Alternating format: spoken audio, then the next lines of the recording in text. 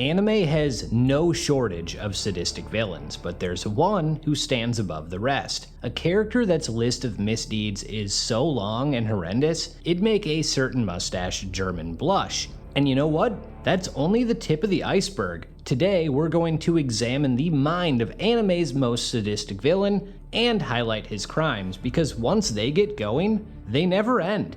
Frieza is everything we love to hate. He's part of the untouchable elite, a ruthless dictator who rules a galactic empire with an iron fist. He has no code. Man, woman, child, friend, foe, doesn't matter. As you'll see, the amount of blood on his hands is unfathomable, and no one is safe from his thirst for pain. The moment he arrives, you know you're screwed. One of the best examples of his sadism is what he did to avoid once known as Planet Vegeta.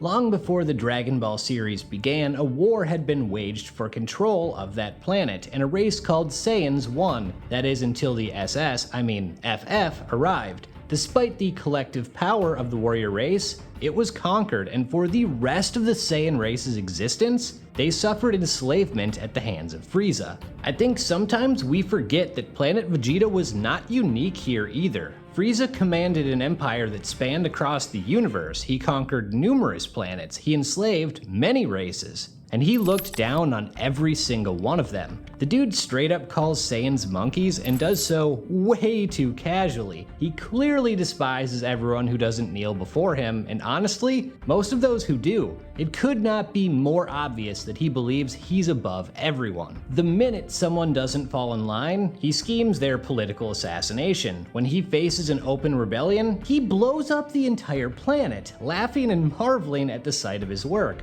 Oh, and for good measure, he essentially kidnaps the prince of that planet and manipulates him into being his lapdog for decades. So we're not far into this video, and we've already briefly touched on enslavement, authoritarian rule, kidnapping, political hit jobs, and of course wiping out the entire existence of a race. And guess what? We're only getting started. It's important to note that while Frieza has this menacing exterior, there's a lot going on beneath it. Frieza craves power and control, and he achieves it. We just saw a list of some of the atrocities he's committed, and what's interesting is that his behavior can be explained for all of them. Note, I said explained, not justified. The entire time that Frieza is on top, he spends his time worrying about what's below. He learns about the legend of the Super Saiyan, a power that could threaten his control down the line. His response to this is to immediately start putting out hit jobs on Saiyans he views as getting a little too powerful for his liking. When Bardock rebels, Space Hitler decides he's had enough of the monkeys, his words, not mine.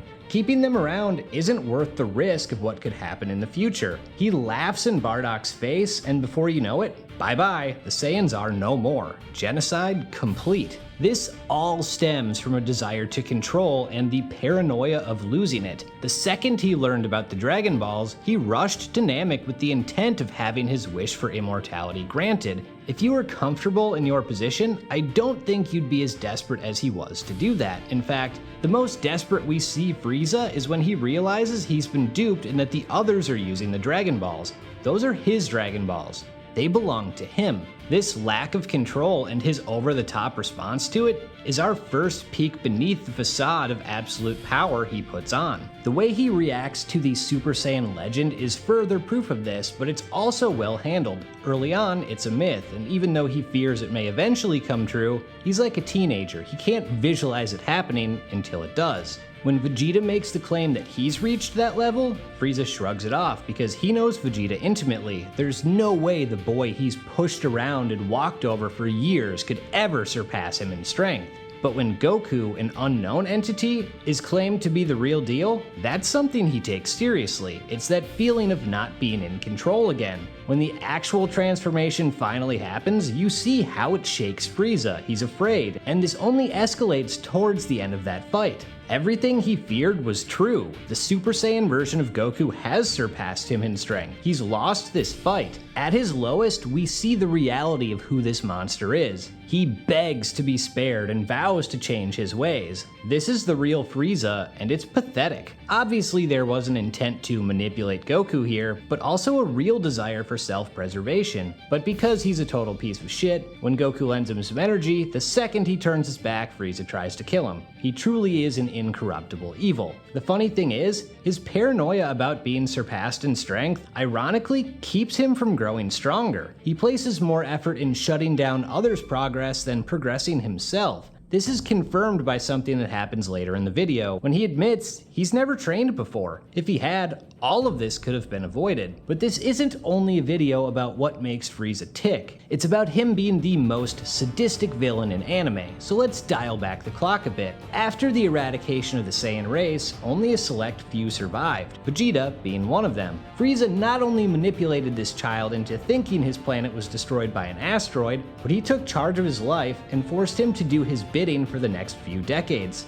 Then, when that boy grew up and started to fight back, he was tortured and murdered. This isn't an isolated incident. When the Z-Fighters faced Frieza on planet Namek, somehow they all keep recovering from their wounds. Frieza realizes a little Namekian boy, Dende, is the cause for that, so he murders this innocent child who never partook in the fighting. But why would we expect anything else? The moment he arrived on Namek looking for the Dragon Balls, he immediately started torturing and slaughtering every Namekian in sight. Dende isn't the only kid on that list. Once his goal of obtaining the Dragon Balls is no longer an option, he drops the veil. What's he do here? You know, it worked so well last time, let's try that genocide thing again. And that's exactly what happens. In 5 minutes that somehow took 20 episodes, he once again destroys an entire planet. Gleefully, might I add. But before that happened, he checked more boxes on his bucket list of evil. I have to give credit where it's due. He's built up extremely well. When his lackeys are kicking the good guys' asses, you wonder how strong this creature could really be, and when we see it, he exceeds those expectations. He blows a hole right through our boy Piccolo, who was revived from the dead like an hour ago. He follows that up with the darkest Pop the Weasel moment in the history of ever,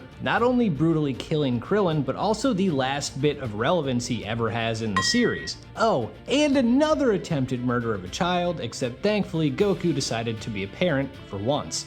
All these things are why Frieza is such a sadistic monster, but also a great example of why a flat character arc is useful and necessary in fiction. He doesn't grow or change throughout his saga, but the impact he makes on others is immense. He kidnapped Vegeta, conquered his planet, enslaved his race, and cucked his father to the point Frieza became his new daddy, then made him a whipping boy until he killed him. One of the biggest parts of Vegeta's arc is moving past his overconfidence, and it's why he's one of the greatest redemptions in fiction. It's a stark contrast to Frieza, whose inability to overcome his arrogance is part of why he isn't redeemable. Even in the Broly movie, he talks shit right before getting stomped. This isn't even the most interesting character dynamic he has. Goku and Frieza are connected in all sorts of interesting ways. They both place tremendous value on strength, but for opposite reasons, one for protection and the other for control. He provided a great growth point for Goku too. Since the beginning, Goku's morals have shifted. It started as, I'm cool chilling in the woods, to, actually adventures are fun, to,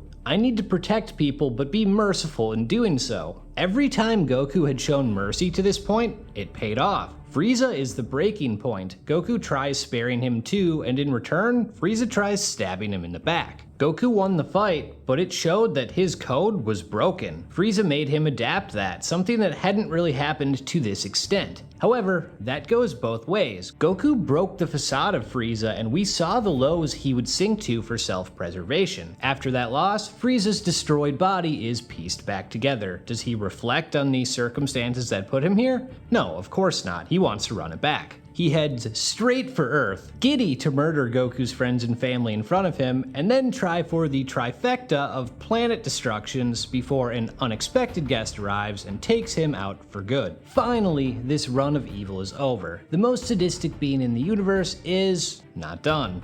In Dragon Ball Super, remnants of his empire have survived and choose to revive him. And he actually learns something. He focuses on improving his abilities, something he should have done from the start, and in a few months of training, he achieves a new form. He literally thanks Goku for what he did because it pushed him past his limits. He's a changed man. Just kidding, he hasn't learned anything because his plan is to blow up Earth again. Oh, and that training? That basically amounted to beating his assistant within an inch of his life every day, practicing ways to get someone near death without killing them, so he can torture them as long as possible. Sadism at its finest. He's also so petty, he even offers a planet for someone to go kill Krillin. As a Vegeta fan, I tend to ignore what happens next, but all you need to know is Frieza tries strangling and drowning Goku before he gets his sadistic ass killed again. Finally. No more. Just kidding, he's back again. When the Tournament of Power comes, Goku has the bright idea to have Frieza join the team on loan from Hell. Having now died twice, this Frieza takes a more manipulative and cunning approach than his old self. He can't brute force his way through things anymore, and he knows it, which I appreciate as a type of character growth while still having the I don't want to get my hands dirty, you do it type galactic dictator mindset. So predictably, Frieza immediately starts working with the opposition in secret, only to betray them shortly after. He plays mind games with Goku, specifically eliminates the one person Vegeta is close to, and then tries to make another deal with the opposition before getting rejected. Yet, the mind games pay off as it is his plan that allows his universe to win. As a reward, Goku revives him, and then he goes out, finds Broly, and tries to kill everyone on Earth again. Dude seriously has a fetish for this genocide stuff. If there's one thing we know about Frieza, it's that he'll never stop his evil ways. From enslavement, torture, and racism to multiple rounds of genocide, no one has put together a resume like Frieza and had more fun doing it. He is anime's most sadistic villain. With that, I'm out.